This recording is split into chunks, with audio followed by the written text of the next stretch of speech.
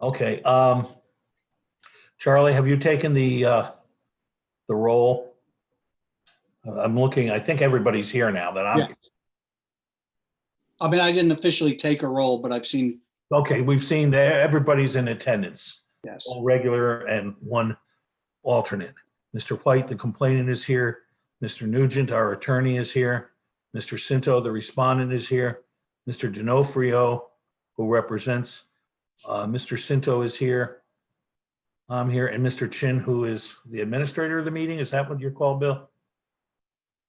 Sure, that works. Or whatever. All right. Then let's open the meeting officially. It's 7:11. And I'm going to commence the meeting by indicating that Mr. D'Onofrio, Attorney D'Onofrio, has indicated, I believe, to Attorney Nugent that he has some issues. And before we commence into the actual hearing itself, Mr. D'Onofrio would like to advise the commission if he has any issues. The issues that I raised, Mr. Chairman, with Attorney Nugent were essentially two procedural issues. One is that I believe it was June 11th meeting of the Ethics Commission at which a finding of probable cause was made was held via Zoom, at least according to the minutes of the meeting posted on the town website. And the agenda for the meeting pursuant to Executive Order 7B by Governor Lamont, if the public agency is going to convene a meeting via remote, such as Zoom, the agenda is supposed to contain information about how the public can access that meeting. And then the second issue that I had raised was that, as far as I could tell, the June 11th meeting at which probable cause was found, the composition of the Ethics Commission at that time did not comport with the charter. The charter specifically provides that no more than 3 members of the commission can be from the same political party. And my understanding is that the split on the Ethics Commission at the June 11th meeting was 4-1. Those aren't items that we wish to use to prevent the commission from going forward tonight, but those are items that I did raise, and since you asked about them, that's what they were. Thank you very much, Mr. D'Onofrio. I wanted you to give you the opportunity to put those on the record, so to speak. Attorney Nugent, would you like to address those two issues?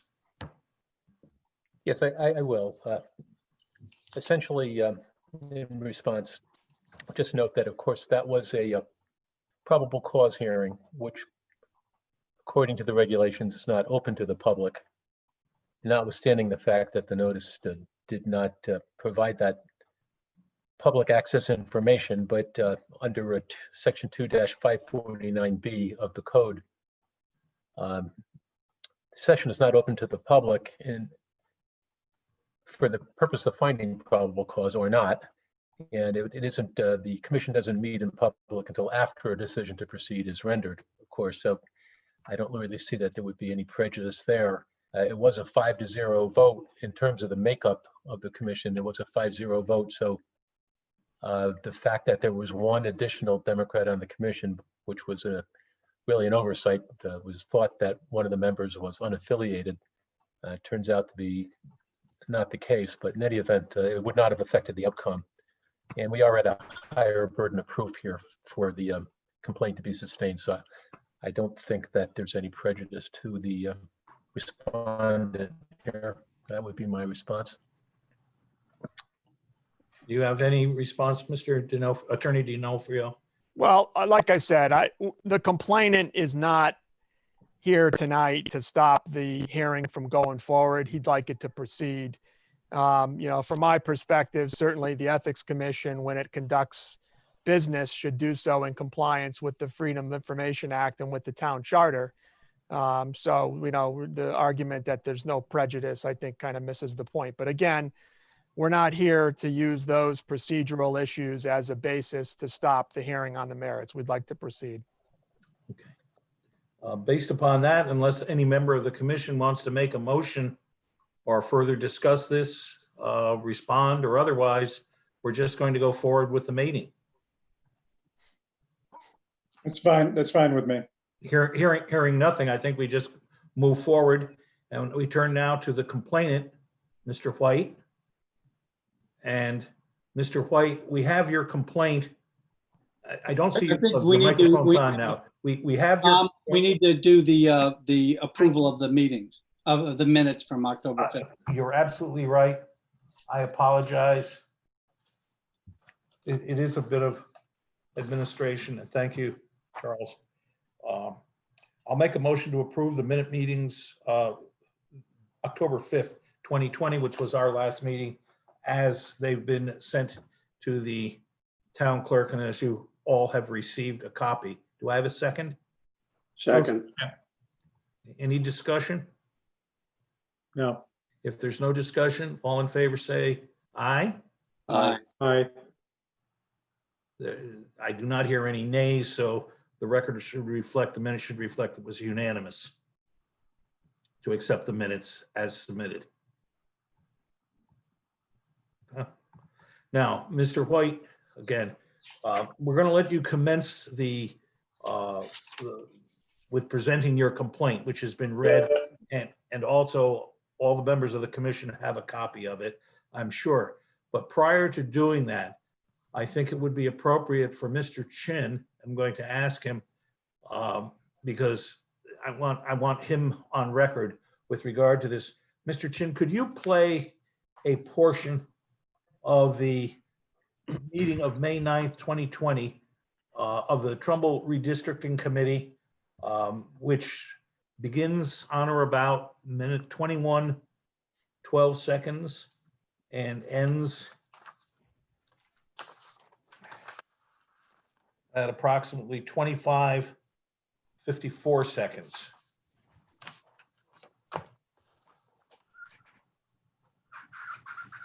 Mr. Chairman, sure, I can get that ready for you. Thank you very much.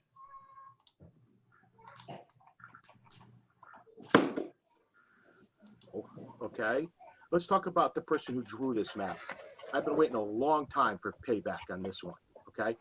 This is the same guy who drew this map. Hold on 1 second. Oh, Tony. no, I'm talking. No, I'm talking now. Be quiet, okay? You can't I'm talking.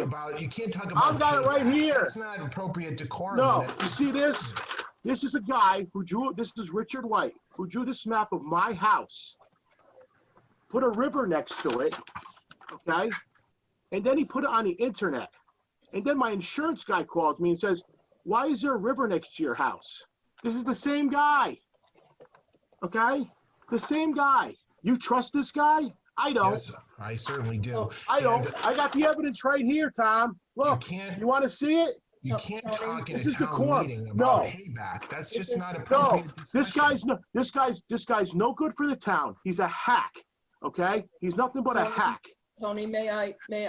I had enough of this guy. For 10 years, I've been listening about the lines drawn, who did what wrong, who's blaming who, instead of just, it seems some people want to move backwards and some people want to move forward. Okay? So And it Tony, seems, Tom, you're in the Tony, backwards, moving excuse me. backwards time, okay? Tony, so we have a map in front of us, and I have, this is Laurel, by the way. I have been requesting from all of you, bring me what you have. I don't care who it's from. I mean, I do. Hopefully it's a skilled map, a well thought out map. But I have asked, I think at almost every meeting, for people to bring us what you have. So this is what I was able to come up with from a volunteer. I would be very happy to see an alternative if you have one. So if you can come up with one, we now have a little bit more time and we'll be able to go back and compare them and see where perhaps it makes more sense. But, you know, please do that if you can. Excuse me, if you can. But I think it is probably not wise to denigrate someone at a public meeting You know. No, but in you know, any event, Laurel, I- Laurel, you know what? That's true, okay? And I'm not just gonna disagree with you on that, but I've been denigrated, okay? I've been lied about, No. and then I got stuff here that I've been sitting on for decades about, I mean, the guy put a map on the internet of my house and then posted on the internet. And the insurance guy calls me and goes, why is there a river next to your house? I go, well, I don't know. I look at the map and I go, who drew this? And then I called Richard White and he goes, oh, I was just joking around. Oh, really? Really, Richard? You were joking around? And then I get the maps from him and I'm like, are you kidding me? And then we're using maps, you know, forget about the, you're going to wait for the census. And I agree with you should wait for the census, but I know you guys want to move through on this process. I'm trying to be as best I can is look at the map. But Okay, so. this whole thing was about voter turnout and the representation, like Tom said, and driving times. But and if you're gonna there were listen, several issues. I guarantee you, if you went with that map right now, and you went to go vote in District 7 at the next municipal election, you'll have less than 1,000 people show up to vote. That's just my prediction. Because if you go back in time, when I was in District 7, if you got 1,200 people to show up at a municipal election at District 7, going back to 2007 when I was standing there, okay, you were lucky. I got the numbers, okay, and that's why I don't understand. And you got more people. This area has become more of rentals for college students. So Tony, I'm going to ask you again. How would you suggest then changing the map? I mean, Well, again, we're changing. Again, I understand. Listen, the best way to do it is like with Bill's. You need to wait until the census is done, but you guys aren't going to do that. So, again, I'm only one person.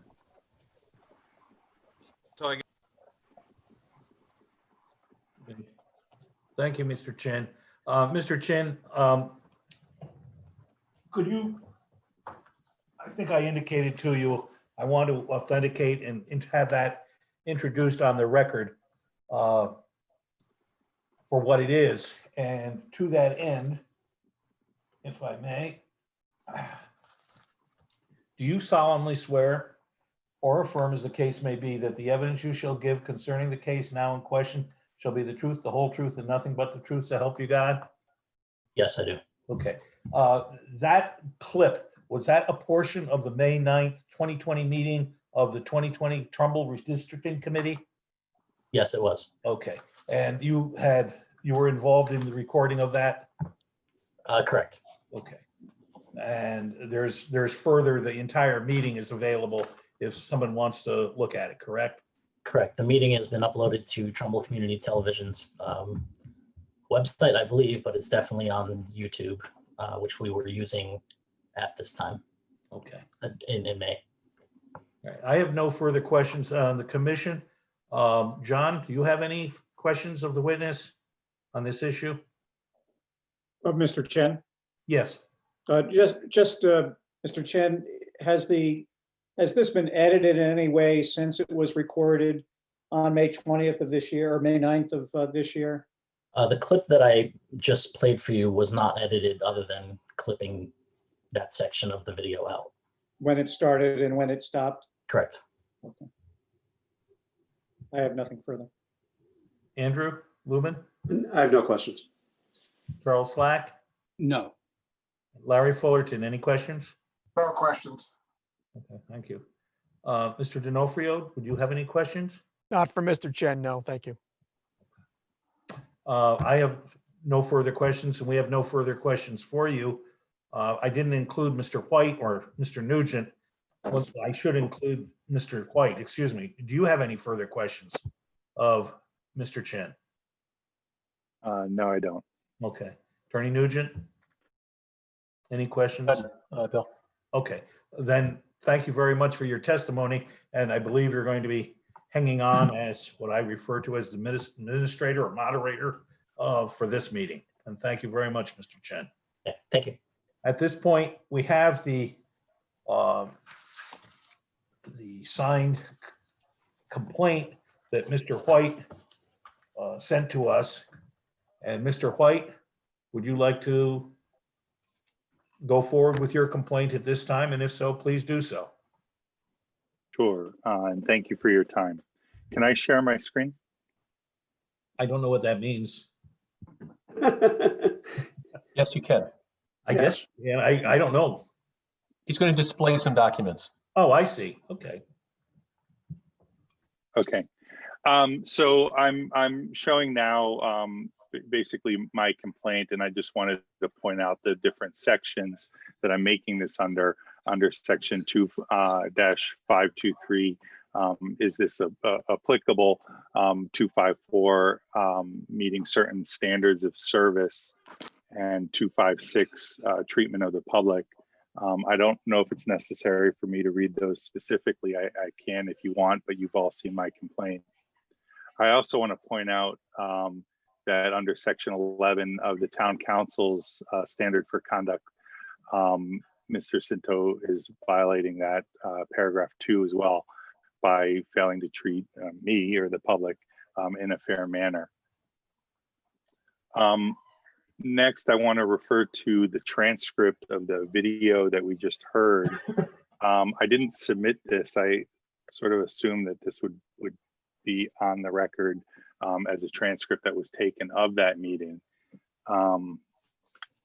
Specifically, I want to draw your attention to at the bottom of the first page where Mr. Cinto refers to me as a hack and no good for the town.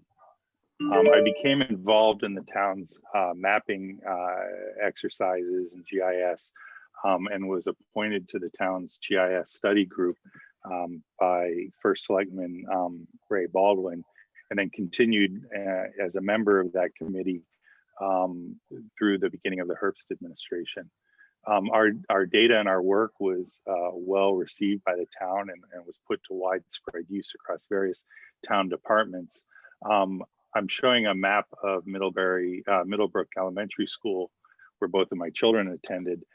There are several of these that were created when I would do presentations on the town's mapping system and on cartography and GIS in general. And these are, special maps that are hanging on many classrooms. I've also done quite a bit of work for the Conservation Commission, working with Don Watson and Mary Ellen LeMay over the years, creating a series of maps that were used with the Plan of Conservation and Development. This is a soils map of the town of Trumbull, where I'm identifying the sources of data that I use. There's a clear legend, clearly displayed.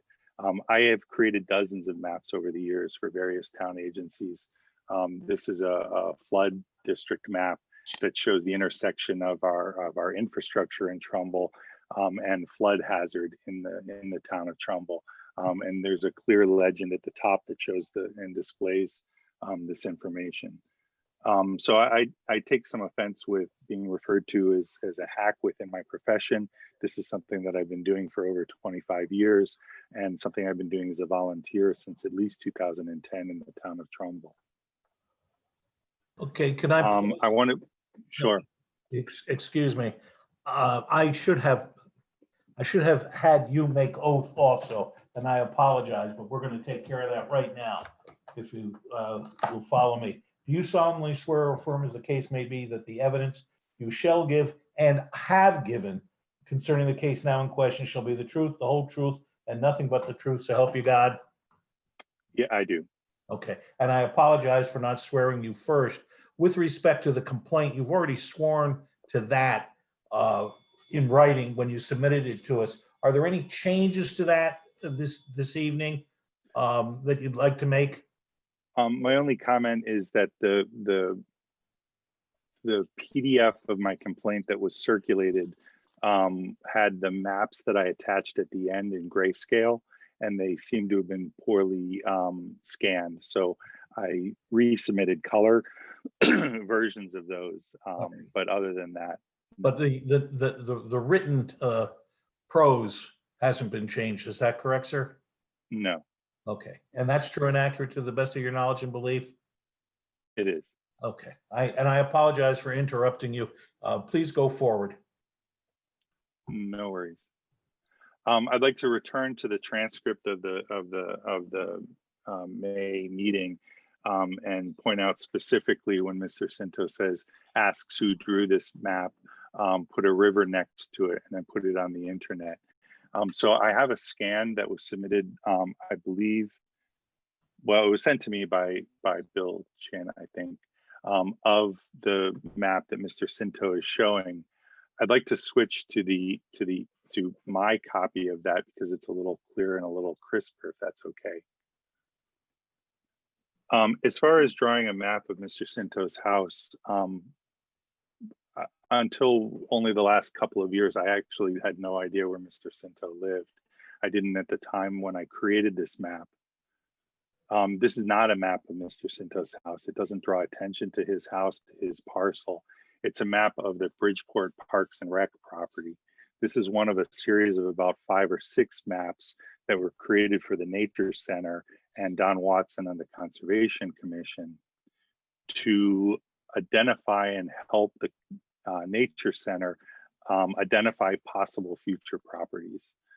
So when the town came into acquiring this land, this map was added to that collection to show the intersection of that property with some different topographical and environmental concerns, such as flood, such as poorly drained wetland soils and some other items.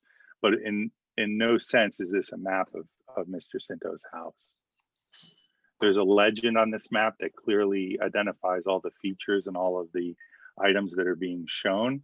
And there's a list of sources. It's not that comprehensive a list of sources, but these are all commonly known within the engineering and GIS and mapping community. As far as putting it on the internet, the map was first shared as part of the Trumbull Nature and Arts Center and the Conservation Commission's work at helping to identify one of these properties. And then it was subsequently shared, I think, to a public website at the time.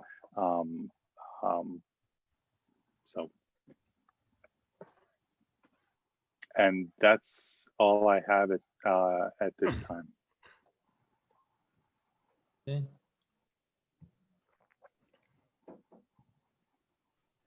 Mr. Nugent, do you have any questions of the complainant? I do not. Mr. Attorney D'Onofrio, Yes, please. the floor is yours, sir. Perhaps Mr. White can unshare his screen. There you go. Good evening, Mr. White. Can you hear me okay? Yes. As you know, my name is Jeff D'Onofrio. I represent Mr. Cinto. I have some questions for you as a follow-up to your testimony and with regard to your complaint, okay? Sure.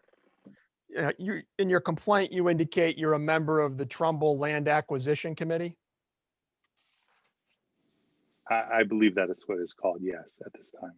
And you were appointed to the Land Acquisition Committee in 2019? I think that's correct, yes. You were appointed to the Land Acquisition Committee by First Selectman Tesoro? Yes. Do you recall meeting Mr. Cinto in 2012 in the context of a meeting of a prior redistricting committee? There were a series of meetings of the redistricting committee in 2012 that Mr. Cinto was a member of that I was also at. We talked about a couple of items at the first meeting. I'm sure there was discussion at subsequent meetings, as there were during the most recent redistricting committee. Now, you were not a member of the redistricting committee back in 2012, correct? I was not. You were asked to assist the redistricting committee back in 2012? I was asked by members of the redistricting committee for some technical and data assistance. Yes. Do you recall who asked you to assist the redistricting committee back in 2012? I have to apologize. I always forget the name of the other member. It was Vicky and I want to say it was Jane, but I can never remember her name. But you don't recall who asked you to assist? I know it was 8 years ago. Well, it was Vicky and I think she was the registrar of voters at the time. Okay. Now, just in terms of your background, you talked about 25 years in GIS. Just for the record, you're not a licensed surveyor, correct? No, You're not a licensed professional engineer? no, You're not a licensed architect? no. Are you a certified GIS professional? That's a relatively new distinction within my field and career. It's not something I've pursued. Okay, so that's a no. No. Are you familiar with map drafting regulations in the state of Connecticut? I'm familiar with many different guidelines, both from the US GS, the US Census, the US Fish and Wildlife, US Forest Service. I'm familiar in general with map data standards and accuracy standards. But as far as specific Connecticut, no. Okay. Do you recall at a redistricting committee meeting back in 2012, handing a drawing to Mr. Cinto? No, I don't know. I have given Mr. Cinto a map or two. I don't know that it was at a redistricting meeting or if it was at a town council meeting. So I just put up on my screen, hopefully you can all see it as well, a document that you were just showing the commission. Do you see it? Yes, This is without question a drawing that you created, right? yeah, there's my name and copyright is on the bottom right. Right. And you said that it's not a map of Mr. Cinto's house. That was your testimony? The focus of the map is not on Mr. Cinto's house, correct? Okay, but you understand, you know what Mr. Cinto's address is, right? I didn't at the time. I don't believe I did it at the time I authored that. I do now. Okay. So you understand that his property is shown on this map, Yes, his property being 32 Lindbergh? I don't know. I don't know his specific address. Do you see 32 Lindbergh on the map? I do. And do you see water going through that parcel? I do not. So you don't see it indicated that the legend on the right-hand side, which is pretty standard for these types of drawings, there's several different indications for different types of water, correct? There are different sources of water being shown on the map, and there are different indications of those water. Some of that can get a little technical, but yes. So you see the blue line that goes through the side of 32 Lindbergh? I see the double blue line, a lighter blue line on the interior of a polygon. Wait a minute, I'm sorry. Technically, it's not a line. It's a polygon that's being drawn. The outermost edge of that polygon is a double blue line, light blue and dark blue. Okay. Do you recall having any interaction or conversation about this document with Mr. Cinto? We had a conversation at a town council meeting, I believe. I don't believe it was a redistricting committee. It may have been. Okay.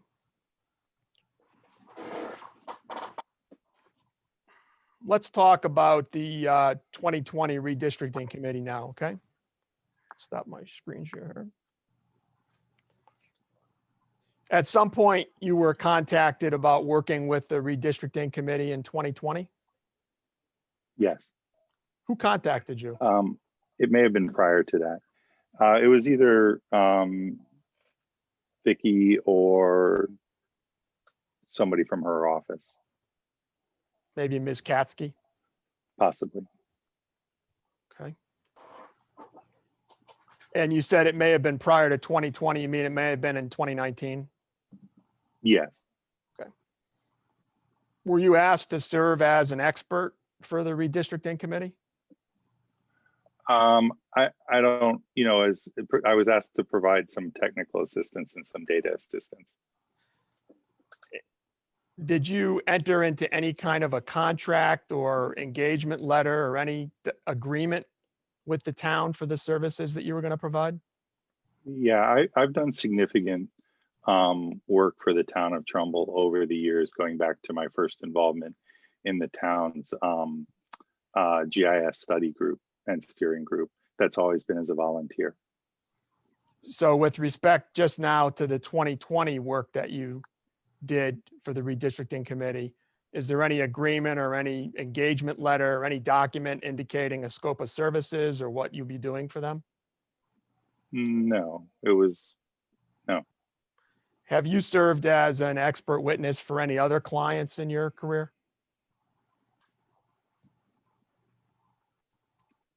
In a court proceeding, I'm not, no.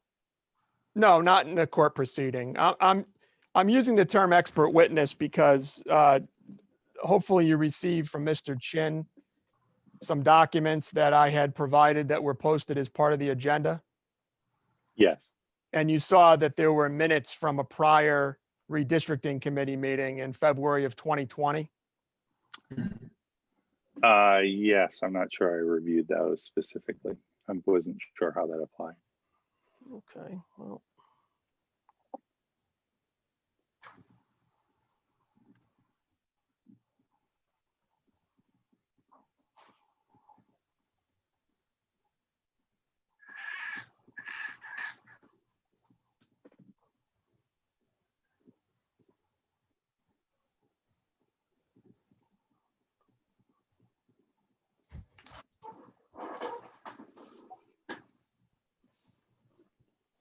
Can you see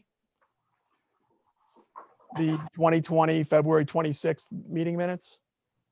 Oh, 1 second, let me enlarge the Zoom meeting. It's small. Yep, So these are minutes from the February 26th Trumbull Redistricting Committee meeting. And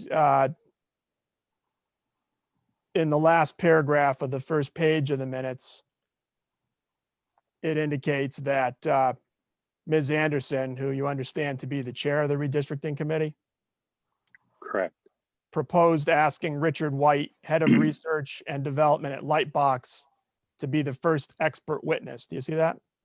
Yes, So when I'm talking about expert witness, the reason I just went through that exercise was to let you know when I'm using that phrase, I'm just taking it from what the chairman of the redistricting committee referred to you as. Understand? sure. So I don't know what, okay. So my question was, had you served for an expert witness, whether it be in a court proceeding or a non-court proceeding, had you served as an expert for other clients in your career?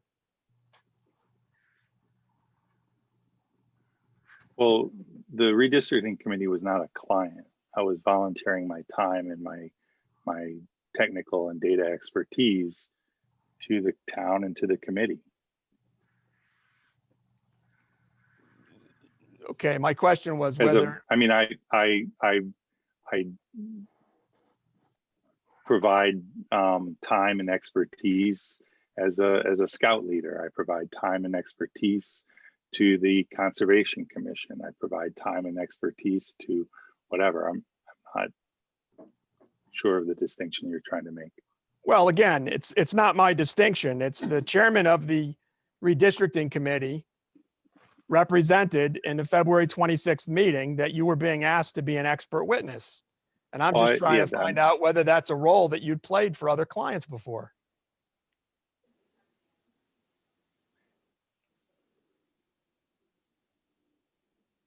Yeah, I'm an expert in the field of GIS data and technology, and that's what I do for a living. And when you provide expert services to your clients, do you typically have some form of agreement or engagement letter with them that sets forth what the scope of services will be? I'm not sure how this is relevant. My employer does. I'm not an individual contractor. Okay. You didn't attend the February 26th meeting of the redistricting committee, correct?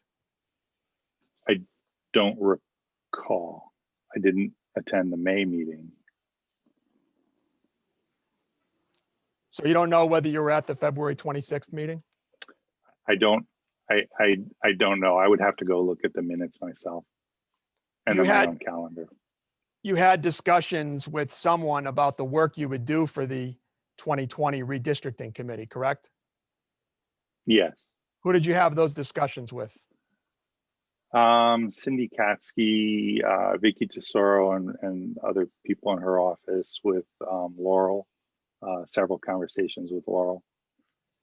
But not with the committee as a whole, correct?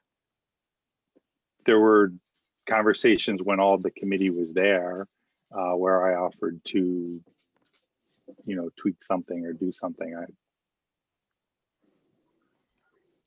Turning now to your complaint against Mr. Cinto, your complaint arises out of statements Mr. Cinto said, and we just saw and heard those again tonight, at the May 9th meeting of the Redistricting Committee, right? Correct. And you were not at that meeting? I had a family obligation, no. That meeting was held via Zoom. Is that your understanding? We had a few in person, or the committee had a few in-person meetings, but then the bulk of them were in Zoom. So you weren't at that meeting. Who told you about Mr. Cinto's comments?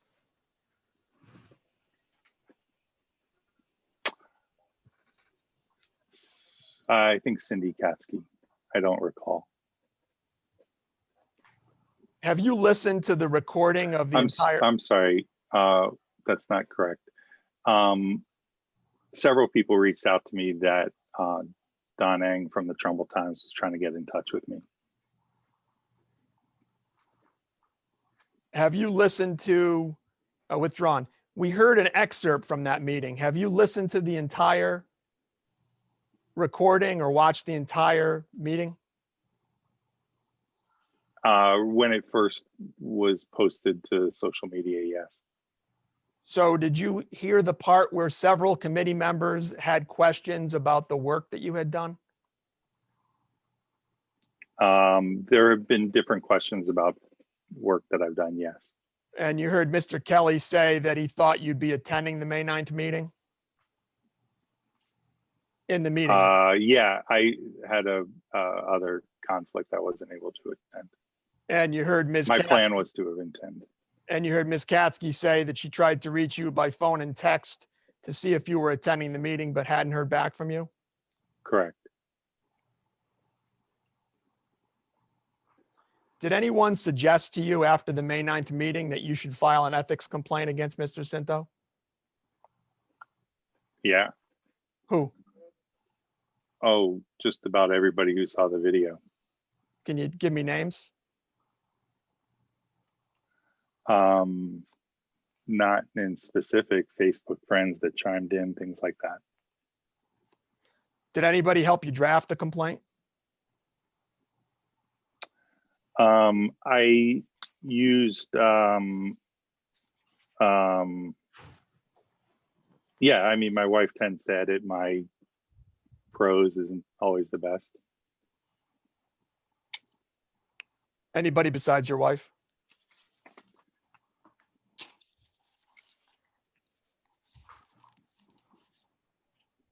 I don't recall. I'd have to check my email. Did anybody review the complaint for you before you filed it? Well, did anybody review it for me? Yeah, my wife did. I don't know if you're asking, did I send it to anybody? I don't recall. Okay. Have you had any discussions with anyone besides your wife about the complaint since you filed it? Yeah. You want to tell us who? Well, it's the same, people who saw the original Trumbull Times, several conversations over the neighbor's fence. Why are you showing up in the Trumbull Times? I spoke to our head of human resources because this was coming to public attention. I talked to my immediate supervisor also, and another colleague. Now, as you indicated during your testimony, you allege in your complaint that Mr. Cinto's comments in the May 9th meeting his comments about you specifically violate standards of service in section 2-524 of the Code of Ethics, right? Correct. And you also allege that Mr. Cinto's comments about you violate Code of Ethics, section 526, treatment of public, right? Correct. And again, I just want to be clear, your involvement with the redistricting committee was in the capacity as an expert, an unpaid consultant, a volunteer technical advisor. Is that fair? Yeah, technical and data volunteer. You've not had any direct contact with Mr. Cinto in 2020, have you? Well, yeah, there were other meetings of the redistricting committee. Yes, I believe he asked me a question or two. I provided a technical and data response, things like that. Was that before or after the May 9th meeting? Before. Okay. Now, you gave some testimony about how you got involved in town and how you got involved with the 2012 and 2020 redistricting committees. So I just have some follow-up questions along those lines. Now, you supported Mrs. Tesoro in her campaign for first selectman in 2015, is that correct? Proudly, sign was on the lawn. And you also supported her in 2017 and 2019? Yes, And you indicated your support. You just mentioned Facebook a moment ago. You have a Facebook account, right? yes, And you showed your support for Mrs. Tesoro and on your Facebook account by posting various items. yes. Well, I don't know. I assume I did. You also on your Facebook account expressed your support for the Trumbull redistricting effort to move to 7 districts, correct? Correct. I'm sorry, for 2020 or 2012?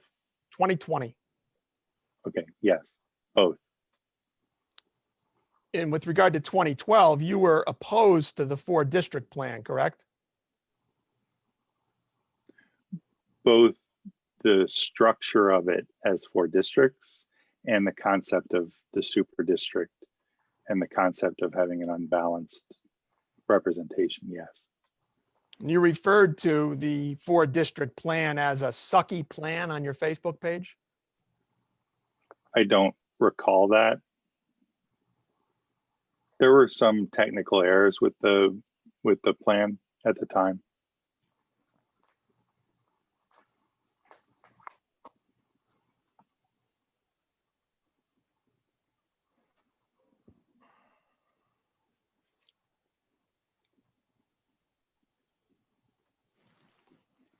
Mr. White, I'm showing you what I represent to be screenshots from your Facebook page. Do you see those? Yes, Does that look like your Facebook page? that does. Okay. So if I scroll down a little bit, I have a entry from April 5, 2012 that says, why am I feeling slightly irritated that my nice map of the sucky 4-district plan is on the front page above the fold of the Trumbull Times. You see that? Yes.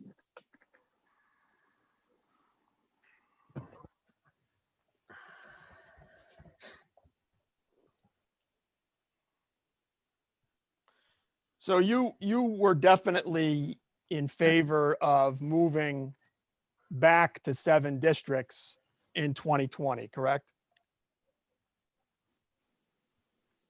And before that, yes. Okay. You didn't disclose your bias to the redistricting committee in 2020, did you? I didn't feel that was necessary. I think they knew where I stood. They knew where you stood. Mr. Kelly, who's a member of the redistricting committee, knew where you stood, right? Yes, And the chairman, Ms. Anderson, knew where you stood. yes, And certainly Mrs. Tesoro knew where you stood. yes. No further questions. Thank you.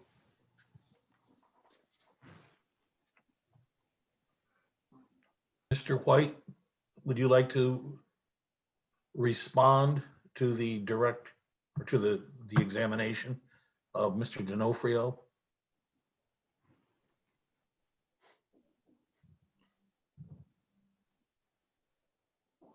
No, I have nothing to add. Okay. There is always the opportunity for the commission members to inquire.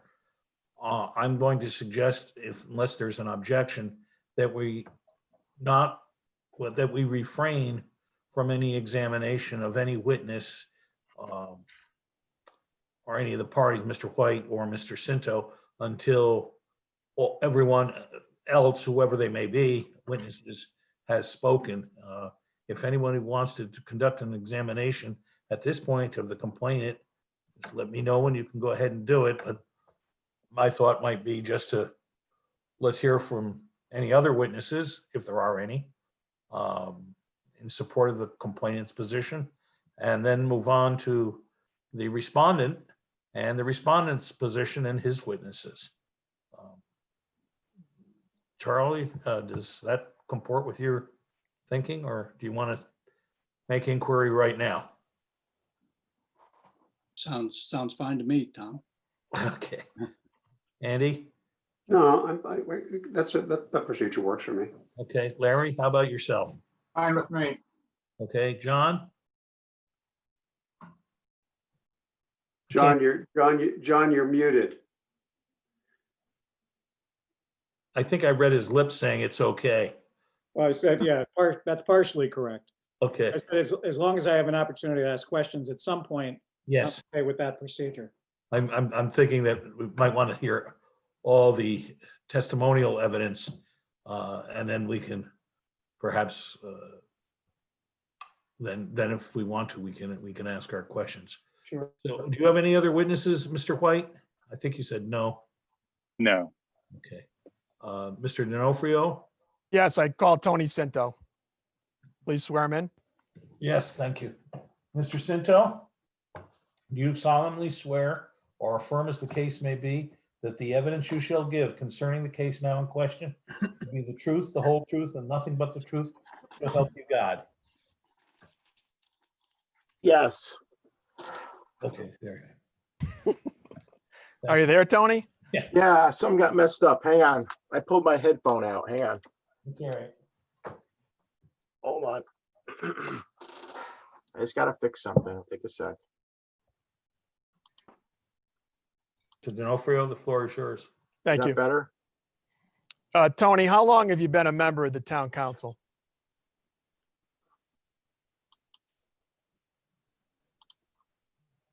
Tony, can you hear me? Yeah, I got it now. Sorry, Jeff.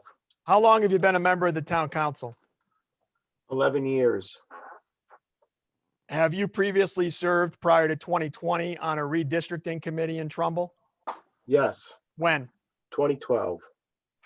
When was the first time, to the best of your recollection, that you met Mr. Richard White, the complainant? Sometime around 2010, 2012, probably at a town council meeting, possibly. What Around there. what was the context of that first meeting? I understand it's a while ago, to the best of your recollection. In reference to the map, he handed me the map and then I questioned it. And he said he was just messing around with it. And then I can't remember everything, but I think I just took it and had that question. I walked away. Now, when you're talking about the map, are you referring to the document that both Mr. White and I had put up on the screen that I'm gonna pull up here momentarily? Yes.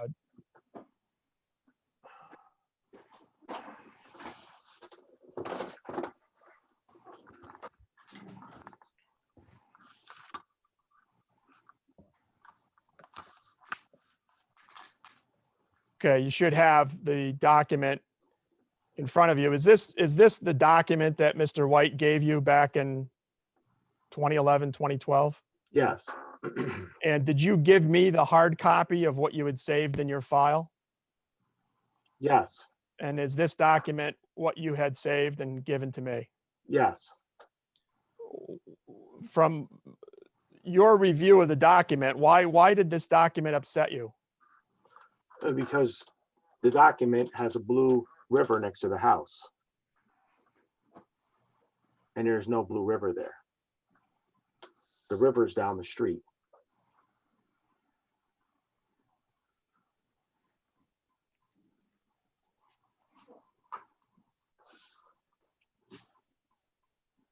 Do you have a photo that I'm sharing with you? Do you see that on your screen? Yes, Is this a photo that you took of your home? yes, So where's the water? there isn't any. Okay. To the best of your recollection, did you have any conversation with Mr. White when he gave you this document?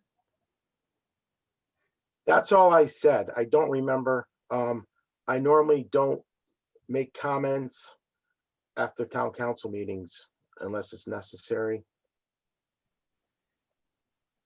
Okay.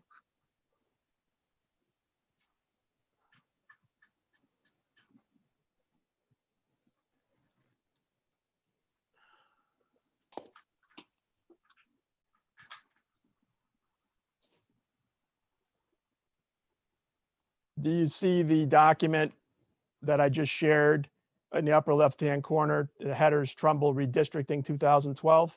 Yes, And in the bottom right-hand corner, it says copyright 2012 by Richard W. White. yes, Is this another document that Mr. White gave you or that you were provided in the context of serving on the 2012 Redistricting Committee in Trumbull? yes. Everybody on the committee was given that document. And what do you understand this document to be?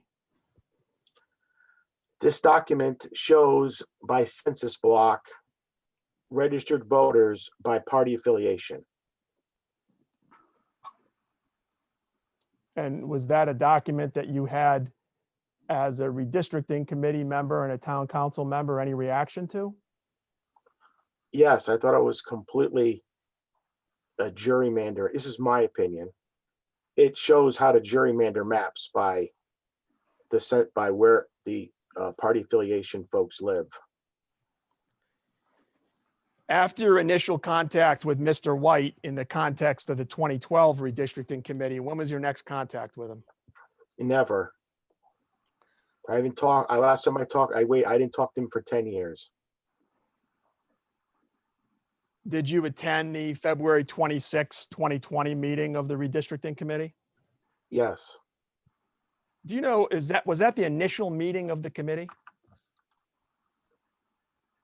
I believe so, because it was one of the last meetings we had at town hall. And we saw a few minutes ago when Mr. White was being cross-examined, we saw a document, the February 26, 2020 meeting minutes, which I've just put up on my screen again. And the minutes indicate you were in attendance along with redistricting committee members Laurel Anderson, Tom Kelly, and Kevin Shively, right? Yes, there was other people there also that listed Well- underneath. Yeah, Well, it says also present, First Selectman Vicky Tesoro, Anthony DeQuilla, Stephen Lemoyne, right? yes, And at the bottom of the page, the first page, I read this statement to Mr. White. It says, Ms. Anderson, who's the chair, proposed asking Richard White, head of research and development at Lightbox, to be the first expert witness. Do you see that? yes.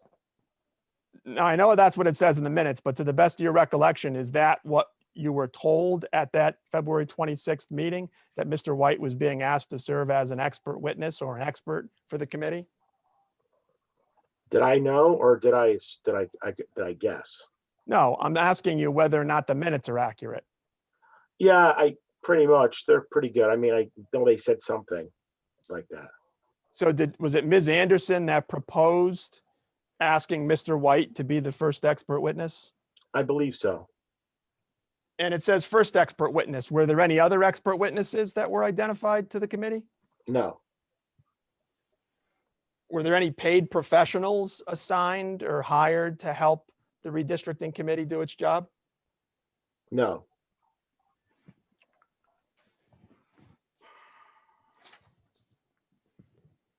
Now, Mr. Cinto, you obviously attended the May 9th, 2020 Redistricting Committee meeting. We just saw you on the video, right? Mm-hmm. And we know Mr. White was not in attendance. Do you recall whether that was a Zoom meeting? Yes, it was. And do you know what day of the week it was? It was a Saturday. So Saturday afternoon meeting, It was in the morning, Saturday morning meeting, 9 a.m., I believe. okay? We saw an excerpt that the chair of the commission, the Ethics Commission, had Mr. Chin play, wherein you called Mr. White a hack, said he was no good for the town. You remember that? Yes. Prior to your comments, did any committee member make any preliminary comments about Mr. White or what his role was going to be for the redistricting committee? Yes. Who made comments? Tom Kelly. Do you recall, to the best of your memory, what he said? Something in reference to the experts and volunteers or something took time to make these expertise maps or something. I don't know exact words. I went back to watch the video and it's kind of muffled. So that's the best way I can remember. Okay. You understand the complaint against you by Mr. White that brings us here this evening? Yes. You referred to Mr. White as a hack. Right. What did you mean by hack? Well, a hack to me is someone who says or claims to be an expert, but then when you start checking their work, it's flawed and has a lot of mistakes. What did you mean when you also said, as Mr. White showed us, that in your opinion, he's no good for the town? What did you mean by that? Well, I was referencing the census block map. Why would you create a map showing party affiliation, strongholds and less strongholds, if you weren't trying to gerrymander the town? Meaning, go ahead. I'm sorry, go ahead.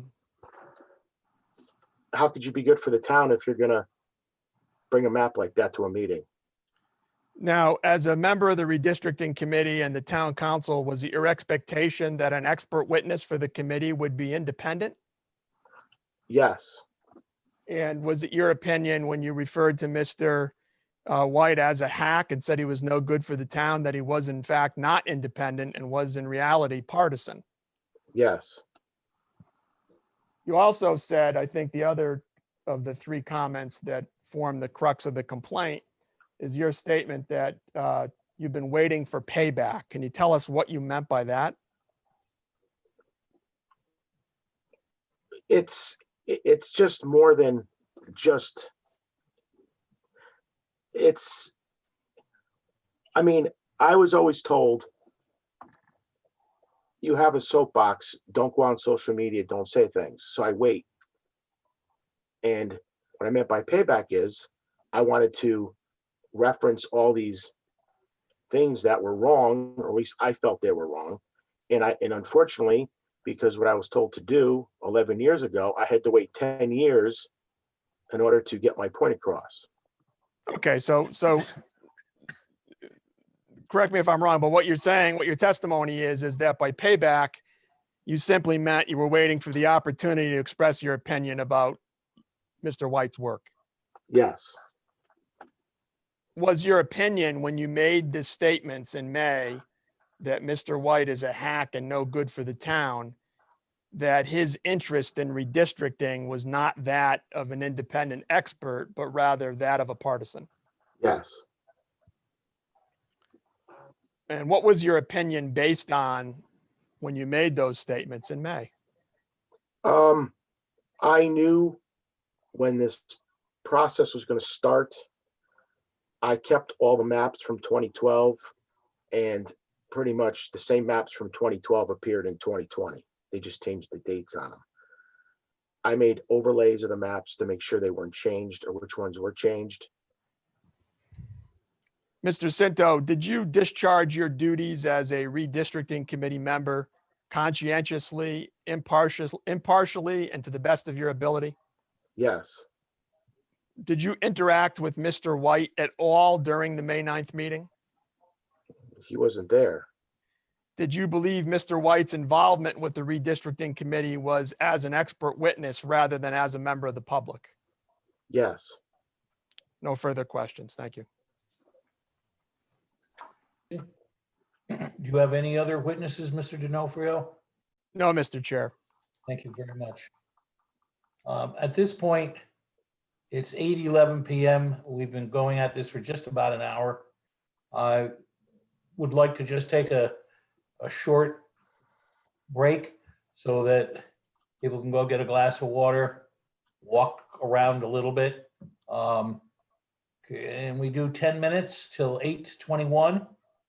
Does we adjourn just for that amount of time? How says the committee? Charles, Sure. 10 minutes, Andy? I'm fine. I mean, if you want to go through it, if you want to take a break, I'm fine with that. Yeah. Larry, yourself? Take a break. 10 minutes, John? That's fine. Okay, we're going to take a 10-minute break now and we'll resume at 8:21. Bill, do we need to sign off of this or just leave it on? I'm probably going to turn the sound off mine, but You I'm you going to can leave leave it it running. on and just mute your line. That's I'm just afraid that I might run into a situation where I don't get back. So I don't want to do that.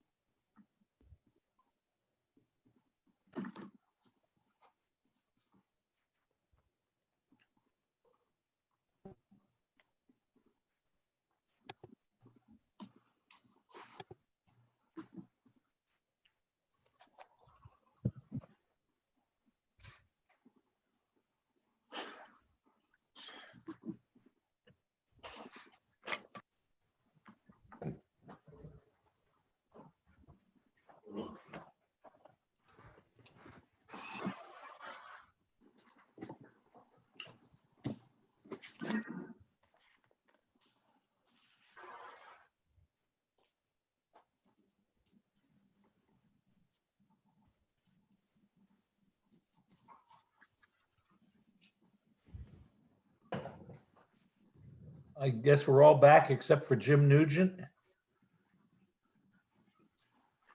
Is that correct? Okay. Well, let's go forward. It would now be time for Mr. White to have, he has the right to examine Mr. Cinto. Mr. White? Sure. Could I ask Bill to return the 2012 voter registration by census block map to the screen?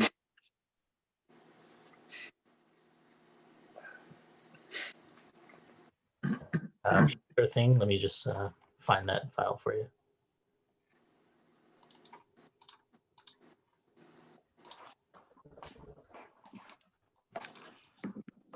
Is this the file that you're referencing?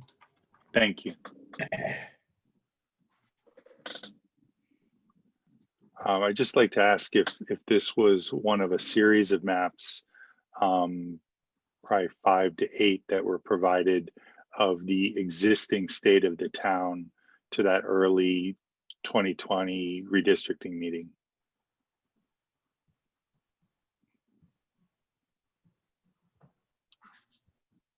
Are you asking me that question? Well, or your attorney. Well, what's the question? Is this map one of a series of maps that were created for the redistricting committee in 2012? Or was it a standalone? There were a No. series of these maps? There was only one map like this. Were there other maps showing the census blocks, showing population density, showing current polling locations, showing current town council members? Yes, but no, this is the only Okay, map that thank you. showed, this is the only map that showed party affiliation. Sure. And do you recall Mr. Herbst's instructions to the redistricting committee at their first meeting where he said, and I'm quoting from memory, but I'm actually quoting from a document I prepared for the town council on March 29th to avoid gerrymandering or the appearance thereof? Well, I was called a gerrymander by Vicky Tesoro at the meeting. I'm sorry, no. Do you remember Mr. Herbst's No. instructions I do to the not recall. redistricting committee to avoid gerrymandering or the appearance of gerrymandering? I don't recall. Okay, he made that statement. I don't have the minutes, but from my memory, that's what he said. And I've questioned how you would avoid political gerrymandering without looking at voter registration. Did you and Mr. Holden have access to all the voter registration data for the town? No, Mr. Holden doesn't have access to the voter registration for the town? no. Mr. Holden in I'm s- 2012, I'm sorry, does Mr. Holden have access, who's on the committee, have access to the voter registration information for the town? no. Mr. Holden, the registrar of voters, does I not have don't- access to voter registration information for the town. Listen, I'll withdraw the, I'm I'll not, withdraw the, I'm not I'll going with- to answer your I'll question withdraw the because question, Mr. I'm Wood. not Bill Holden. You can ask Bill Holden that question, Okay. okay? Is there a double blue line from the east side, or sorry, from the west side of Trumbull, right above where it says District 6, to the south side of Trumbull, right below to the right of where it says District 7?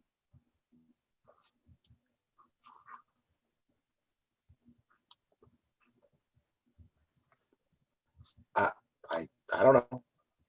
Is there a double blue line I can't see from the west map. side of, I cannot see the map that clear to answer your question. What? I don't know who, It could be a double line, it could be a solid line. I don't know. it's blue. there's many blue lines on the map. I'm referring to the double thick blue line from the west side of Trumbull, right above where it says District 6, to the south side of Trumbull, right below where it says District, and to the right of where it says District 7. That's the 134th district. No, I'm asking about the double blue line. Do you see the double blue line? Well, it goes double and then it's solid. if I can read the map correctly. If you can read the map correctly. Is that a river? Does Trumbull have a river that runs through it at that location? I don't know with this, there's no, on your particular map here, it's shown boundaries. There's no legend. The other map had a legend on it that showed blue as water. On the This map- left-hand this- side, on this the map- left-hand, I'm not Mr. gonna- Lee, I'm not gonna answer your question. You're trying to drag me into the quagmire on this. I'm not. I'm simply asking if there's a double blue line and if there's a river at that location.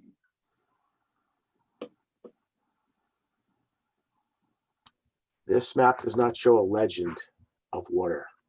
Okay, to the left-hand side, does it say is there a legend? It says assembly districts, town council districts, census blocks, difference ratios. That is a map legend. Underneath assembly districts, does it clearly label the double blue line as assembly districts? On this map, yes. Okay, thank you. Mr. Chin, can you bring back the map that Mr. Cinto provided? This one moment, please. And can you zoom in on the upper right legend?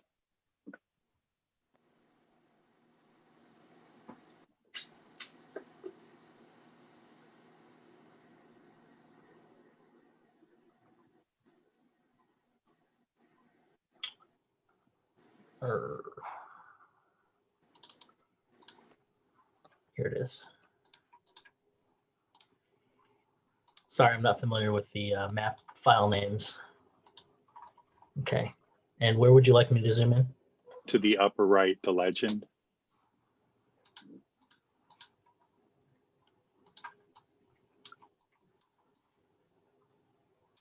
Okay, in this legend, do you see this, the first line, it said flood hazard line?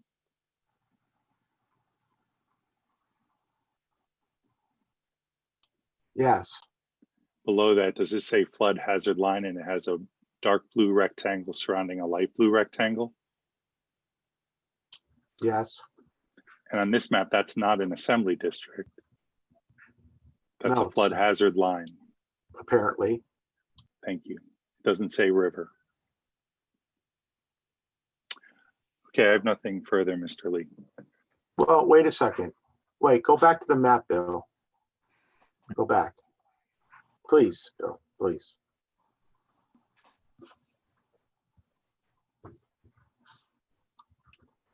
Go down to where it says hydro line.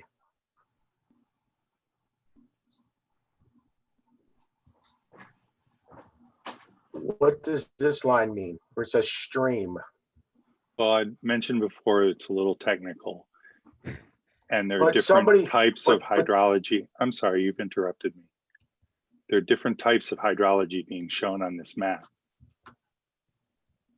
From the USGS, we have our hydrology lines, which could be a single line street, such as a small creek. We have our double lined rivers and lakes and ponds, such as the Pequannock watershed, the Pequannock River, which is a double line stream, is flood filled as a polygon. We are also showing hydrology. We're showing the border of the 1% annual flood risk and the 0.2% annual flood risk, which runs through, apparently, your property. That line that's on your property is not a river. It's not hydrology. It's not hydrology polygon. It's the border of the 1% and the 0.2% annual flood risk. Mr. Cinto, did you attend the most recent town council meeting?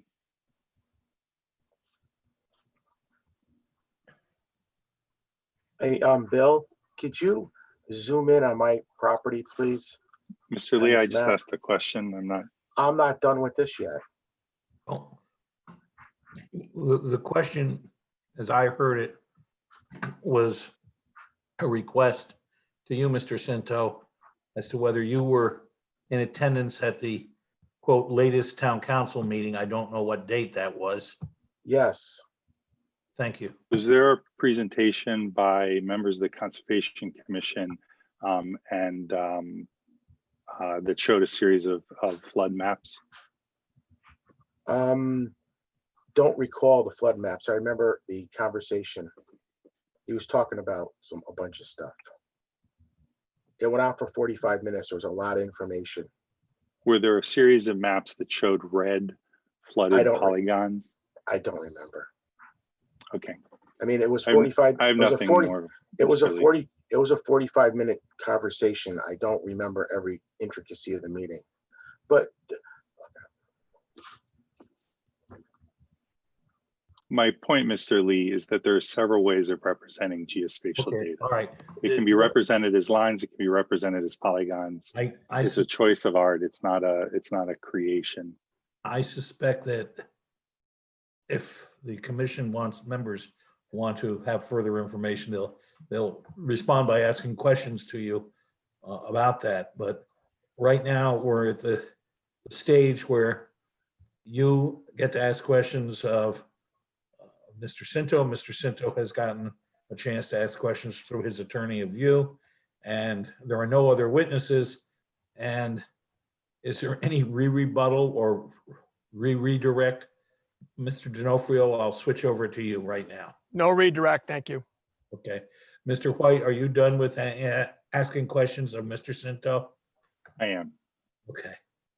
At this stage, the members of the commission will have the opportunity to inquire of the witnesses. In this case, it is only the complainant and the respondent.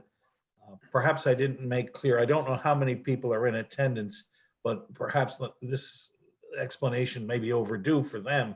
Where's Mr. Chin? Yes, Do you sir. know how many people may be watching? I don't know. Mr. Chairman, there are 10 panelists, that's us in the commission meeting, and another 25 members of the public. Okay. There's For the one members member of the public who has his hand raised and would like to speak. I don't know if Well, that's. that's what I was going to address right now. This meeting consists of a hearing in public, not a public hearing. And as such, there's a distinction with a difference.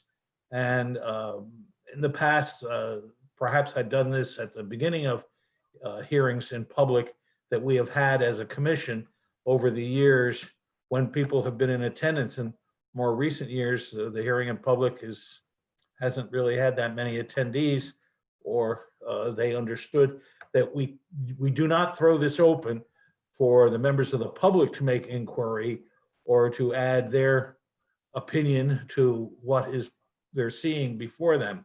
And that's the difference between a public hearing, if you would, or one of the differences, and a hearing in public.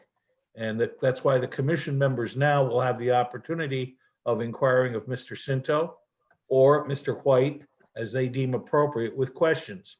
And I'm going to begin this round, if I can, with asking, let's see, Mr. Slack, do you have any questions as to, why don't we start with, well, you can deal with both. Let's do it that way. That may be the most efficient way rather than going just at one and then at the other. Okay, I'll just start off. Mr. White, I think the respondent, Mr. Cinto, at the meeting in question referenced you showing him a map and saying that you were joking around by putting a river next to his house on the map he produced at the meeting. Can you talk a little bit about that? Is that true? I recall the conversation. I don't recall using the phrase joking. I do recall using the phrase messing around with the cartography or playing with the symbols, playing with the presentation. While it's technically possible for me to change the data is not mine to change. It's the work product of FEMA. It's their flood data. It's the same data that's shown on the town website the same way. What I do have authorship over is how it is presented. So it is technically difficult to show normal water features plus flood risk plus soil risk, which is what I was attempting to do on this map. I did say something along the lines of I was playing with the symbology or messing around with the symbology. So, okay, you don't recall using the term joking around? Not in reference to changing data, no. But, and not using the term joking. I do recall saying something like, I'm playing with the symbology or playing with the cartography or playing, it was a while ago. Okay. This wasn't a prank of data. It was Okay. a presentation to the Trumbull Nature and Arts Center and Conservation Commission. Mr. Cinto, when the Connecticut Post article appeared May 13th, you were quoted as saying that at the meeting you should have I should have parsed my words a little better. Were you quoted accurately in that, or do you have any comment on that? I think I said something along the line as, I probably had better days. It was just one of those days. I don't remember exactly what I said, but I did find out about your findings from the press before I found out from you guys. Don Ang called me and I had no idea what was going on. He goes, there's a finding or something. I go, what are you talking about? And I didn't know anything about it. So when he said that to me, I don't remember. I could have said that, but I definitely said I had better days. That I definitely said. And at the May 9th meeting in question, I believe, according to transcript, Laurel Anderson said, I think it's probably not wise to denigrate someone at a public meeting. And you, according to the transcript, said afterward, Laura, you know what, that's true. Okay, I'm not going to disagree with you on that, but I've been denigrated. Would you care to comment on that? I think over the last 11 years of my tenure, I've been called a racist, a gerrymanderer. I've been called multiple things. I can't remember everything, but it's been bad. Okay. I don't have a social media account. I am off the grid when it comes to social media. I don't fight back or don't respond to people's attacks. But if you're going to do this job, you have to have a thick skin. You have to let things roll off your back. But, time sometimes takes its toll on you. And it's just one of those days. It was Saturday morning and, there was 22 minutes into the meeting. It wasn't like I came to the meeting and I went bananas at the beginning. It was 22 minutes in. And then Tom Kelly, who I'm not a fan of, just started on his soliloquies. And it was, you're right. If the meeting wasn't on Zoom, I probably wouldn't have said anything at the meeting like that. It's just, I think Zoom makes you a little bit too comfortable at your house. And if you're at a meeting and you're face to face with somebody, it's probably different. So that's why I said that to her. Okay. Mr. Slack? Thank you. Yes. I just want to clarify, I've never referred to Mr. Cinto in a derogatory way. I've never referred to him as a racist. I have no concept of that. And I've never referred to him as a gerrymander. In fact, I have publicly stated, I think it is very difficult to gerrymander a small number of districts, whether it's 7 districts or 4 districts. I didn't say he said that. You asked me, Mr. Slack, why? But we're talking 11 years of generalizations of over time. You asked me the question, so. Okay. Thank you. I didn't say he said that. I'm just saying people have said that. Okay. Mm-hmm. Thank you. That's all I have right now. Okay, thanks. Reverend Fullerton. I just have one question for Mr. White, and that is that and this may be something we want to address at the end of this whole thing, but I'll just ask the question now since it's my time in the limelight. So you're right that I requested Mr. Cinto comments be removed from the official video in minutes. I also request that Mr. Cinto retract his comments and offer me a public apology before the Trumbull Town Council or the 220 Trumbull Redistricting Committee. If he wants to do that, would you be satisfied with this deliberation that we're on right now? In other words, if he was to do those things, he would consent to do those, would that put this thing to bed for you? It would have back at the time. I sent a letter to a town council member, a Republican town council member, and I believe it bounced with all of the other requesting some sort of help with this.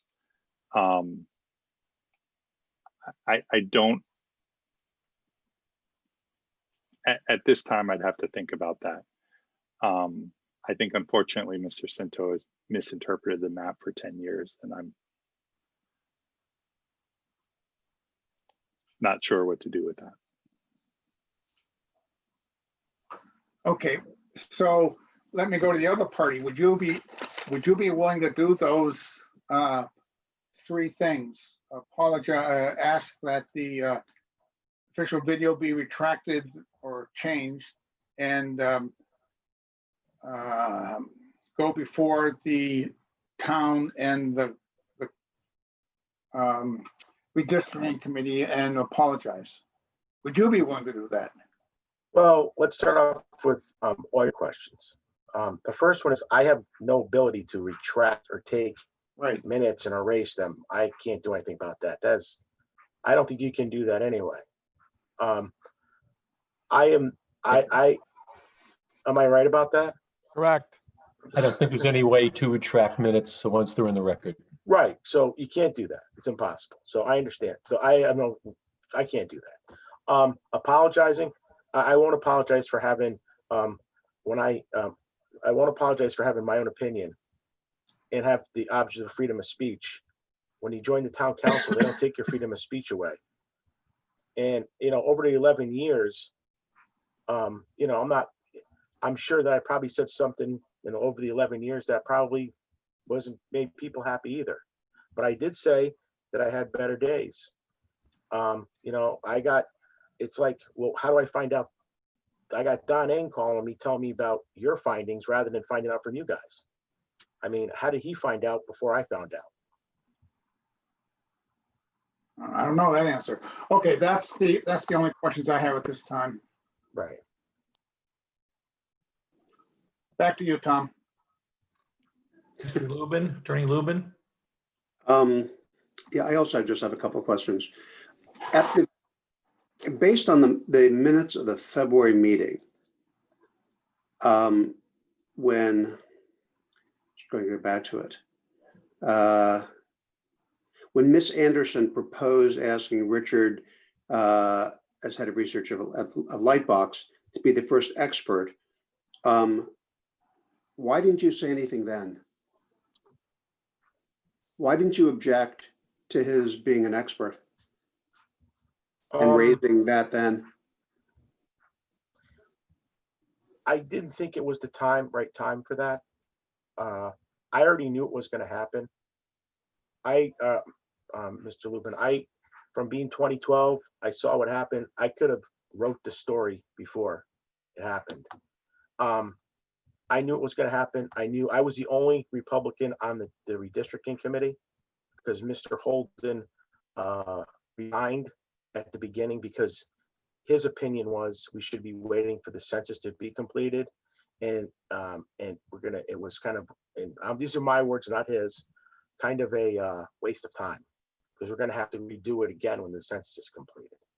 So at the point of time, I had to be objective and say, well, I already knew it was going to happen. Even if I objected, nobody was going to do anything about it.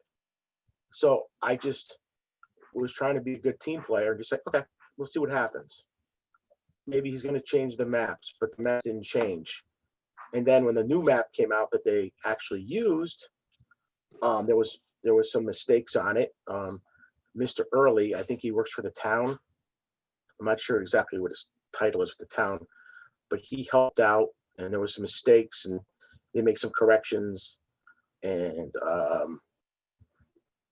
that was pretty much it. I mean, it was, and then I voted to send it to the town council, but I voted against that map. There was 2 votes. So I didn't say anything to answer your question because I didn't think it was appropriate time to say anything at that time. Okay. Because and why then- should I object? The thing is, why should I object to something when I don't know what he's going to bring to the table? Even though I already knew what he was going to bring to the table.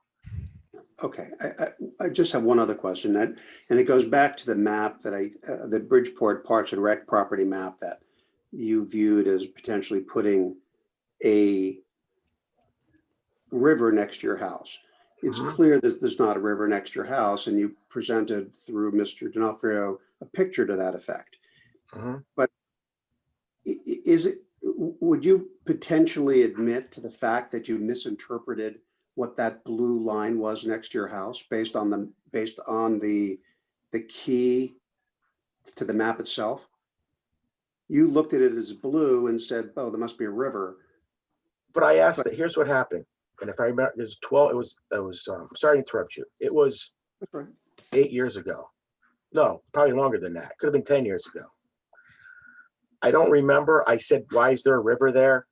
That's probably what I said. I look at it. It looks like to me to be a river. I'm not a map guy to know legends and what's supposed to be hydrology and all this other stuff. So if somebody just looks at it who doesn't know anything about maps and they see blue as river, looks like a river. So yeah. I understand, but you told the Redistricting Commission that in fact, Mr. White put a river next to your house. Well, that's what he told me. That's what I remember. I mean, again, it was 10 years ago, but that's what I remember. I have no further questions, Tom. John Walkley, Attorney Walkley. Yeah, I actually don't think I have any more for either the respondent or the complainant at this point. I've been satisfied with the answers to the other questions. Thank you. I'm just curious, Mr. Cinto, did you indicate, and I'm trying to find it, that you received a call from your homeowner's insurance representative agent that alerted you to some fact about the presence of your house being near a river? At some point in time, again, I don't recall. It was a long time ago. I don't recall everything. It was, Was that the I first remember- time? Did that bring to your attention the existence of this blue line near your house? No, because I saw the map when he gave it to me. And this was subsequently afterwards. I just don't remember. Remember, I've been sitting on this for 10 years. Okay. But in fact, it was not a line that, did your hazard insurance, homeowner's insurance agent tell you that's not a? No, he just asked me what it was. Well, and what did you tell him? I said the map was incorrect. And he said, okay. And then maybe he checked with the town. I don't remember. Sorry, I don't recall. It was a long time ago. I don't remember. Okay. Do you have to have flood insurance at your home because of this line? Is that your understanding? I do not have flood insurance. I don't need it. I'm not in the flood zone. Okay. Let me rephrase that. That's not 100% true. If you look at the picture that Jeff showed, okay, my house, the physical house, is not in the flood zone. The actual house itself. Part of the property is there's two different flood zone, if I remember correctly. And part of the property, the yard, may be in the flood zone, but not the house itself. So that requires me not to have flood insurance. I don't That's have correct. to have it because it's the house, the structure is not in the flood zone. That's But the correct. private There's flood property zone, is. there's 1% annual flood risk on his property, but not on the structure. White, there's no question pending. Oh, Oh, Mr. Cinto has it exactly right. My map shows that. Mr. Cinto, so this hasn't cost you, this error that you're claiming on the map from some years ago hasn't cost you any money, has it? Not that I know of. Okay. And I did mean, and your real estate agent, excuse me, your insurance agent never advised you that that was a stream, a river, or anything else but a blue line? well, I mean, I like everyone, you change your insurance over time, so I don't remember. So I know I changed to a different company a few years ago, and I'm sure, but don't forget, when this happened, all this fancy stuff they have now didn't exist like it exists now. Anybody can go on the town webpage and pull up an overlay map of their property and see where it is. I don't think 10 years ago that was fully up and running at the time. I don't remember, but I don't think it was. Not like it is now. So somebody, if you're going to get insurance on your house now, and they can go, hey, you live on Main Street, let me go pull it up. And then you go, oh, there, it shows. And then you can layer it. You can do different layers that the town has on that GIS webpage. The term that you, moving on to something else now, the term you used, hack, H-A-C-K, as a noun, as opposed to not referring to a taxi cab, for instance. That's not a compliment to call somebody a hack, is it?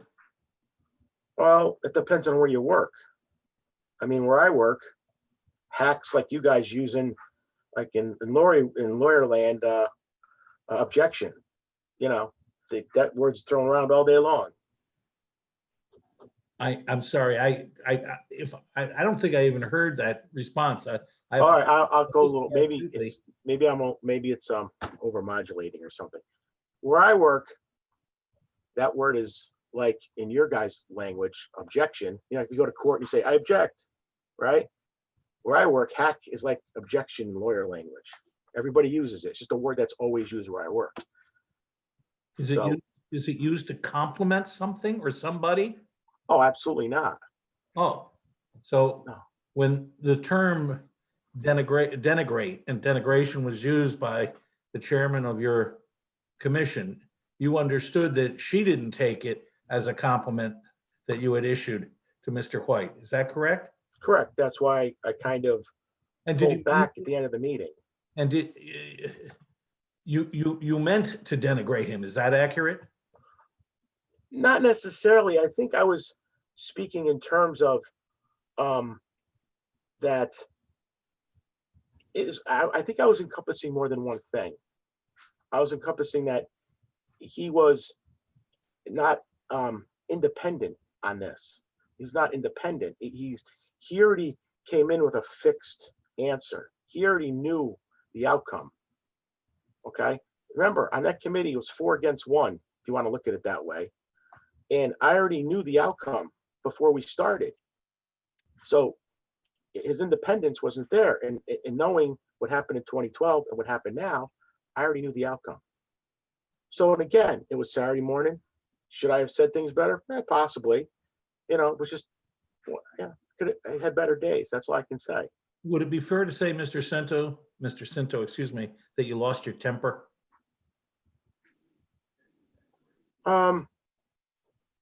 I don't know if I lost my temper. I think I was just frustrated more than losing temper.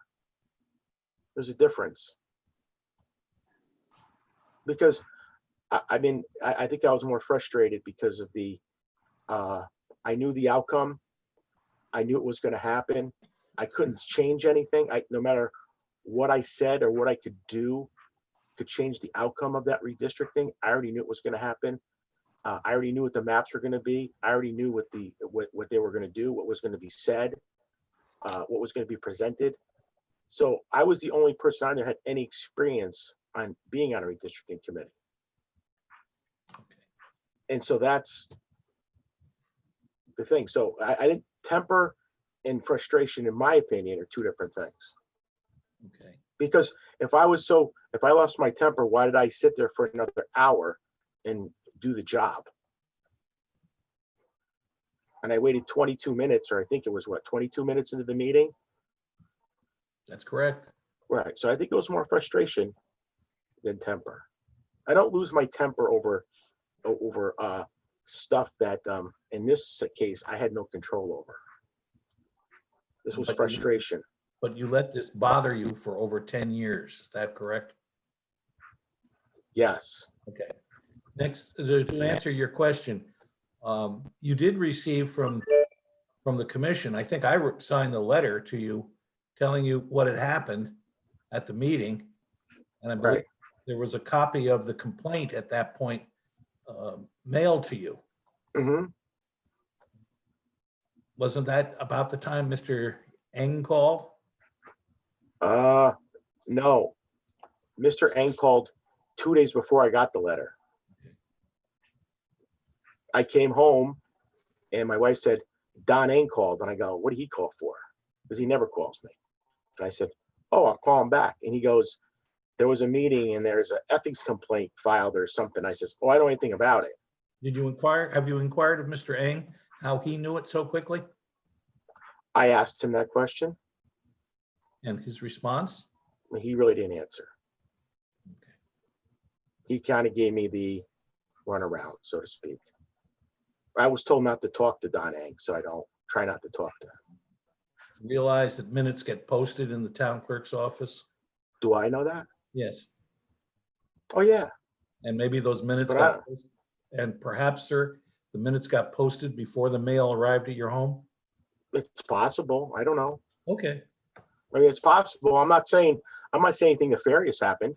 I'm just saying he called me before I found out officially. I don't go and, oh, there's a meeting tonight. I'm gonna go run and read the minutes. Because sometimes minutes take days to come out. I know town council minutes could take 3, 4, 5 days to come out because it's a lot of information. And I don't know how long your minutes take to come out, but ours takes 3, 4 days before they come out sometimes. Okay, thank you very much. Mhm. Mr. White, you have had your complaint heard. Is there anything else you'd like to add? No.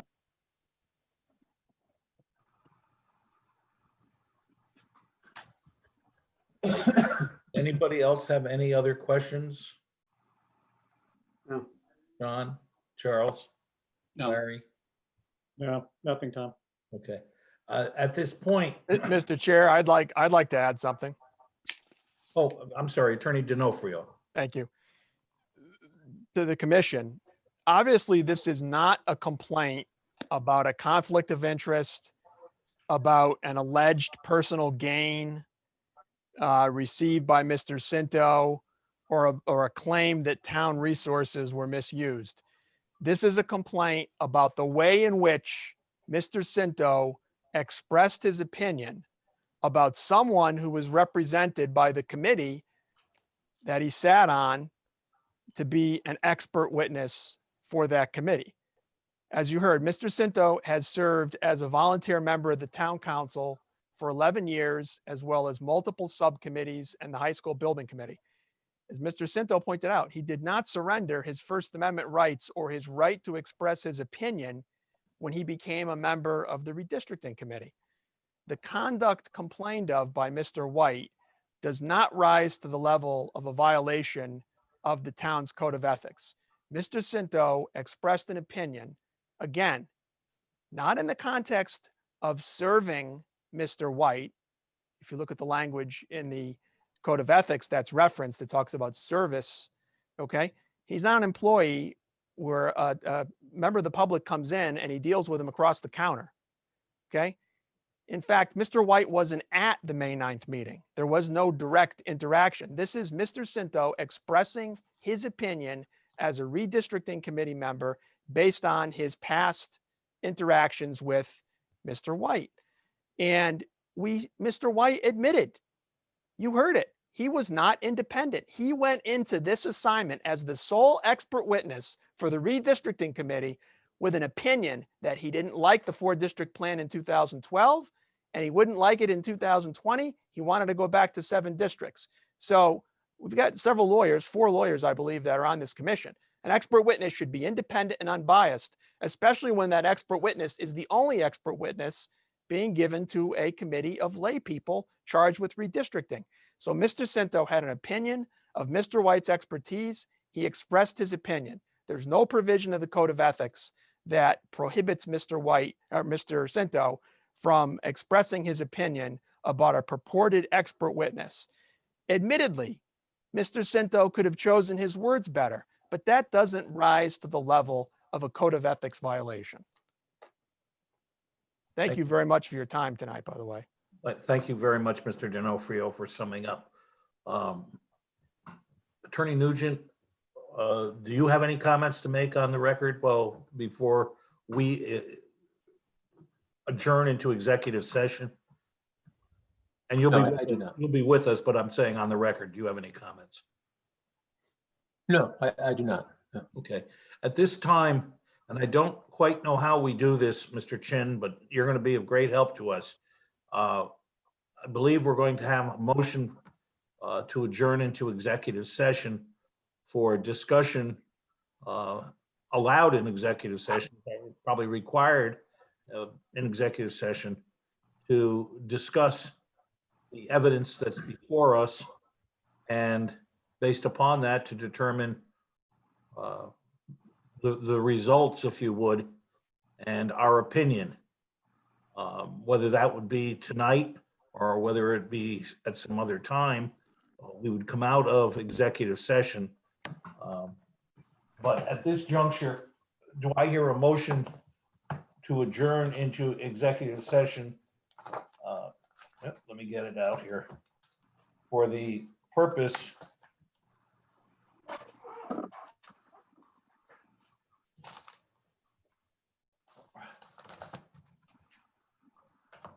let me rephrase that. I'm going to make a motion in accord with section 1-82A of the Connecticut General Statutes and/or the Code of Ethics of the Town of Trumbull. I move that this commission adjourn into executive session and/or confidential session to determine whether or not there has been a violation as alleged in the complaint, and to discuss a matter concerning the performance of a public officer or public official. And to that end, is there a second to that motion? Second. And all those, is any discussion?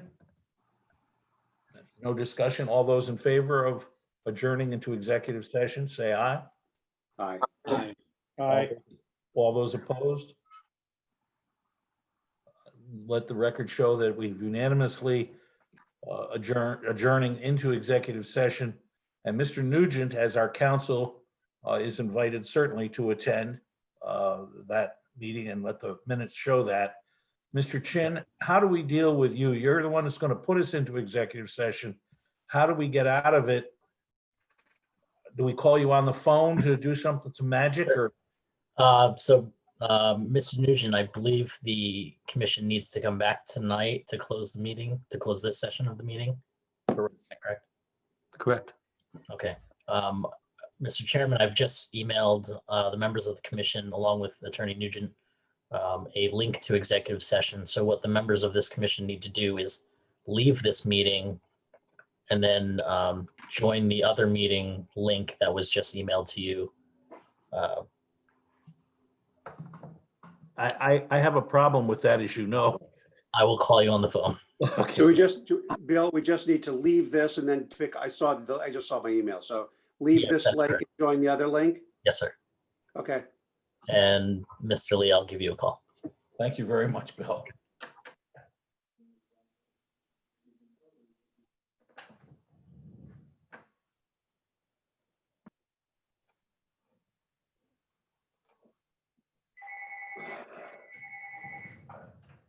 Yes, Bill. Hello? Hello?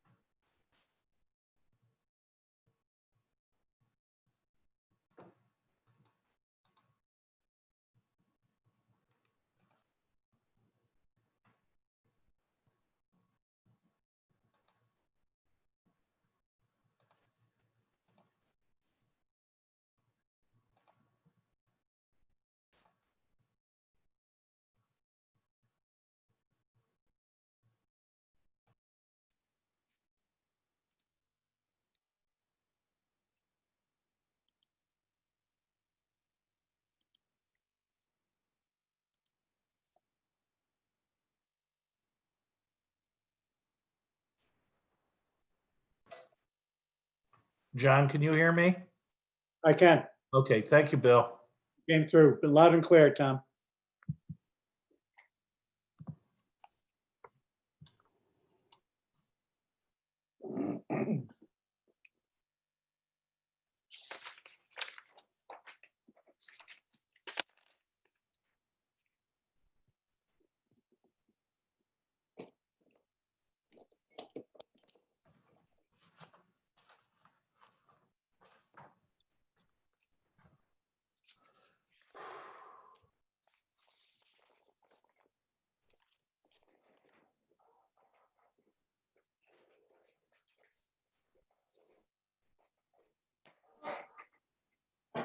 John, am I good? You guys can hear me? Yeah, well, Okay. before we do anything, does anybody, what happened to Jim Nugent? Yeah, actually, I wound up, Bill, I wound up going back into the old email. The new email, for some reason, wasn't letting me into this meeting. Yeah, I wasn't able to resend the invitation. I don't have oh, Mr. Cinto is coming on board Well, they appeared to be, there. oh, there. And how about Jeff, Attorney D'Onofrio? I'm here, but I'm driving. Okay. And how about our attorney, Jim Nugent? I only have his office phone number. Here we go. He's coming on now. Thank you. And I guess Jeff is just going to monitor this on telephone? Yes, sir. Okay. All right. The first item of business is I want to announce that Attorney Andrew Lubin, who is an alternate member of the Ethics Commission, is serving as a full member for purposes of this meeting and voting on items in this meeting so that we have a fully constituted 5-member commission. Now that I've taken care of that, let's see who we're waiting for. Oh, we have Larry. Who? Mr. Larry, yeah. Oh, Larry, yeah. Larry, yeah.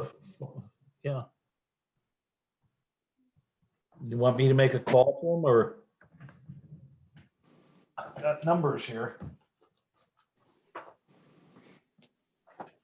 Bill, what may have happened, because I tried, Rich, I told everyone, because I saw your email, he may have tried to go in through that original, the second email that Yeah. you sent. Bill, Yeah, I had a problem using that as well. Do you want to, Bill, Chin, would you like to give Larry, I'll give you Larry's phone number. Sure, I can call him. His home phone number is 203-380-8605. 8605. Correct.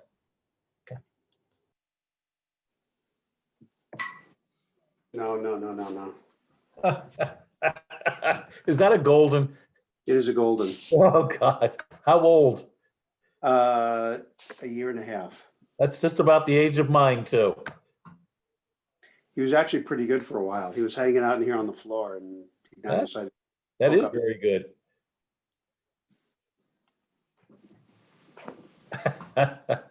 Absolutely. Pay attention to me. Scratch me behind the ears. Yeah, the lap dog, 80 pounds. Absolutely.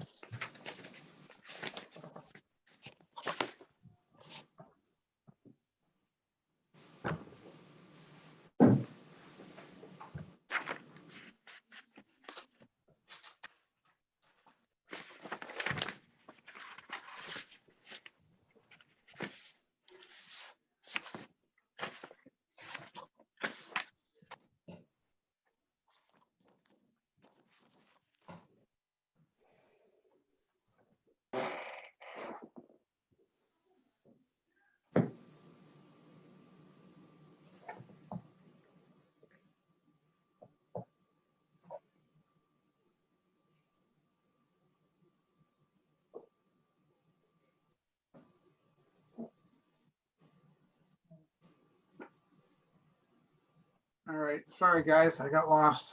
No problem, Larry. Mr. Chairman, Mr. Slack's not here either. Okay. Mr. Who? They're dropping like flies, but they're Oh, returning. Charlie, yeah. Let me give you Charlie's cell phone, 203-895. I think I have him here. He's here. He's as an attendee, so I'll promote him. Okay, we've got everybody. The sheep have returned. Thank you.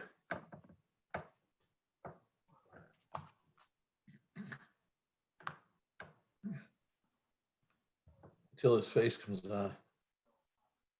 There he is. Excuse me.